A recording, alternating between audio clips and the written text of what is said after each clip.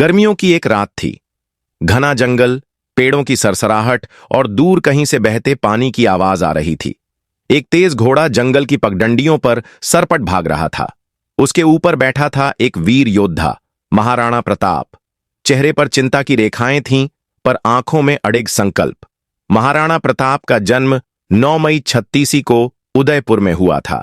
बचपन से ही वे साहसी और न्यायप्रिय थे। जब वे छोटे थे, तब उनकी मां ने उन्हें सिखाया था कि प्रताप, हमारा कुल कभी किसी के सामने झुका नहीं है और न ही कभी झुकेगा। यह बात उनके हृदय में बस गई थी।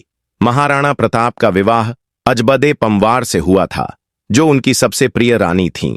उनके कई पुत्र हुए, जिनमें अमर सिंह सबसे प्रमुख थे। प्रताप एक सरल जीवन जीते थे और अपने सैनिकों की तरह ही कठिन परिस्थितियों में रहते थे।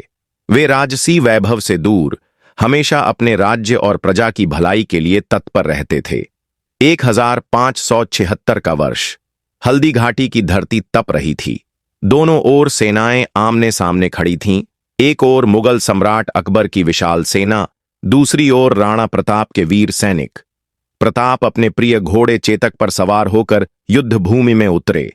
जैसे ही युद्ध शुरू हुआ, तलवारों की झंकार और घोड़ों की हिनहिनाहट से पूरा मैदान गूंज उठा।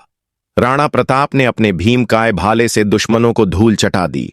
चेतक, जो उतना ही वीर था जितना उसका स्वामी, घायल होने के बावजूद महाराणा को सुरक्षित निकाल ले गया, लेकिन खुद वीर गति को प्राप्त हुआ। अकबर ने कई बार प्रताप को संदेश भेजा कि वे उनकी अधीनता स्वीकार कर लें, लेकिन हर बार प्रताप का उत्तर वही होता, स्वतंत्रता से बढ़कर कुछ भी नहीं। उन्होंने कभी भी मुगलों के आगे सिर नहीं झुकाया। कुछ वर्षों बाद जब अकबर का ध्यान दूसरे युद्धों में लग गया, तब महाराणा प्रताप ने अपनी सेना को संगठित किया और कई महत्वपूर्ण क्षेत्रों पर फिर से कब्जा कर लिया। उनकी मेहनत रंग लाई और वे फिर से मेवाड़ के कई हिस्सों को स्वतंत्र कराने में सफल रहे। कई वर्षों तक संघर्ष करने के बाद 19 जनवरी 1597 को महाराणा प्रताप का निधन हो गया, लेकिन उनका नाम इतिहास के पन्नों में अमर हो गया। उन्होंने अपनी अंतिम सांस तक स्वतंत्रता के लिए संघर्ष किया और यह सिद्ध कर दिया कि सच्चा राजा वही होता है जो अपने लोगों और मातृभूमि के सम्मान के लिए लड़ता है। उनके निधन के बाद उनके पुत्र अमर सिंह ने गद्दी संभाली।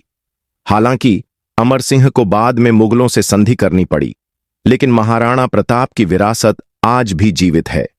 उनकी वीरता और स्वतंत्रता की भावना हमेशा भारतीय इतिहास में अमर रहेगी। महाराणा प्रताप न केवल एक महान योद्धा थे, बल्कि वे भारतीय इतिहास में स्वतंत्रता और स्वाभिमान के प्रतीक बन गए। उनके जीवन और संघर्ष ने आगे आने वाली पीढ़ियों को प्रेरित किया। राजस्थान में महाराणा प्रताप का सम्मान अत्यधिक है। उनके नाम पर कई स्मारक, किले और संस्थान बनाए गए हैं। भारतीय स्वतंत्रता संग्राम के दौरान महाराणा प्रताप को आदर्श माना गया। उदयपुर में स्थित महाराणा प्रताप स्मारक उनकी वीरता की याद दिलाता है। आज भी राजस्थान के लोक गीतों, कविताओं और कहानियों में महाराणा प्रताप की वीरता को गाया जाता है।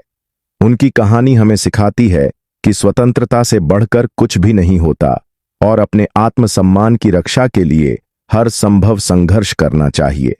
अरे रुको रुको, तुम जा रहे हो बिना सब्सक्राइब किए। अगर तुम्हें मजेदार कंटेंट पसंद है तो अभी नीचे लाल बटन दबाओ और हाँ, घंटी भी बजा देना ताकि नया वीडियो मिस ना हो। सब्सक्राइब किया? कमेंट में डन लिखो और अगली वीडियो में तुम्हारा नाम आ सकता है।